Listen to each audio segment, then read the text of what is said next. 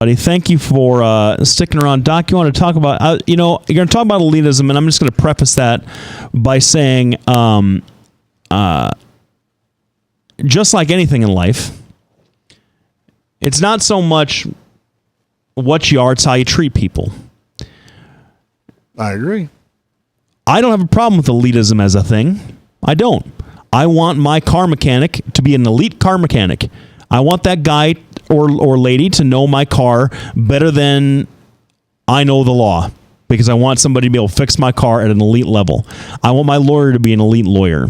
I want my your doctor. My doctor, right? I don't have a problem with elitism. Just to be a jerk to people. Now go ahead. Well, I'm gonna start with the Democratic Party, because let's face it, they're the ones that get accused of looking down their noses. Recently. Yeah, right? The last 20 years. Yeah. And the thing is, people are sick and tired of it. Blake was absolutely right. People that are running farms have, honest to goodness, so much experience and a college degree. The guy mowing my lawn at my office, you wouldn't think that would require a degree. He has one. And I will tell you what's funny. My lawn looks great. And I was looking at him, and I just told him, I said, we've been having this kind of problem, and all I do is mow it a little bit. What are you doing different? Well, and then he starts to explain all about grass. All right, I have an elite grass mower, but my lawn looks great. This guy has an education. He has his own business. Yet he's one of the people that Obama says, geez, clinging to guns, God, and religion, or whatever that phrase was. People are tired of this. When you have people that are sitting there talking about all the articles they wrote and how they're so much smarter than you because they have this degree or that degree, or they've read this book or that book or written this book or that book, and because they're better than you because they've done these things, when in fact, they don't ever stop to bother to thank the guy that printed the paper. They don't stop to bother the guy who made the paper. You have to be able to make that paper. You have to have a business that will distribute that. You have to have some kind of brains and smarts.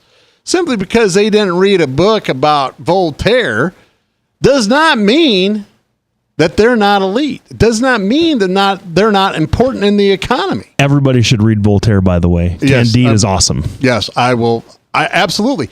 Read all you want.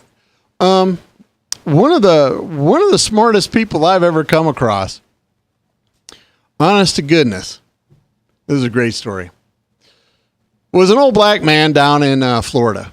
And I worked at a place that, honest to goodness, my office was actually the colored waiting room. And that's how old I am, I guess. And this guy had been coming to this office since the 50s. And I was sitting there, and this guy opens up the door and comes in and said, well, can I help you? And he goes, well, yeah, I'm waiting for the doc. This is my office. Oh, yeah? They turned my waiting room into an office? I said, no, you can go up front. And he says, I know that.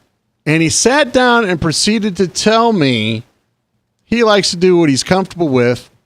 He didn't like racism. He doesn't view his new doctor as a racist, doesn't view me as a racist. And sat there and said, the first thing you need to know is that no matter who you talk to, that person is going to know more about you in more different subjects than you'll ever imagine. And I will tell you, since that time, I have kept that in mind. I look at my receptionist. She doesn't have a degree. But if you talk to her about certain things, she's absolutely genius. I grew up with a bunch of smart people. My brother Joe, pretty smart. My brother Mike, really smart. I got nephews that, are brilliant. I have nieces that are brilliant. My own son's pretty darn smart. And the trick is, none of them look down on anybody. They all have advanced degrees. They're all number one in their classes. They've all done well. So what is it with the left coast liberals and the east coast liberals looking down their noses at us? And the problem is, right or wrong, Hillary embodied that elitist spirit. And whether she, through her own actions, continued to create that myth, or if she really is an elitist like that, it is hamstrung her. People didn't vote for Hillary not because she isn't a tough campaigner, because she is. And they didn't not vote for her because she isn't smart, because she is smart. And I've said on this show, I have a tremendous respect for her. But like Blake said, the message is, I'm going to win. I've been anointed. I can't see how anybody would not vote for me. And if you don't vote for me, you're an idiot. And I'm just going to coast to victory. That's really the campaign she run. I mean, who else takes a week off of the campaign trail to prepare for a debate? Now, don't get me wrong, she won the debate, but she could have been out generating more votes. I mean, she lost in states that were traditionally blue states, and Minnesota was a close tie. Now, I've talked about how you have the intellectual elite, right, looking down our noses from the Democratic Party. I have this story. I have to tell this story. Got a friend of mine, won't mention his name. He had a wife. She was a big left-wing loon. And she was sitting around one day, and we were watching football in the other room. And every time I walked by, they'd snort and snicker and everything else. And finally, I said, well, what are you guys talking about? Well, how we're all intellectual elites and Republicans are idiots. All right, so how do you define an intellectual elite? This lady proceeds to go through and tell me you have to read so much, have a certain degree, have published a paper and written a book and all this other stuff. And that makes you an intellectual elite. And then I looked at her and I said, so out of the 13 people standing in this room, 12 of you are left-wing loons or left wings. And I said, you have one Republican.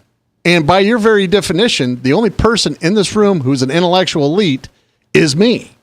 And yet you don't hear me denigrating other people that have to sweep floors or they're an engineer at Tones or doing anything like that. So we're up against it. Thanks to Lefty for letting me rattle on. When I get back, we're going to continue our conversation about how the Republican Party has kind of left the working class behind. And we are also going to continue to talk about where the parties go from here. Thanks, everybody, for tuning in. We want to thank all of our sponsors, Des Moines Anesthesia at 515-574-6442, Halo Capital, Des Moines Interest Rates, Luinas Law Firm, and Bertrosha Associates. Thanks, everybody, for tuning in. We couldn't do what we do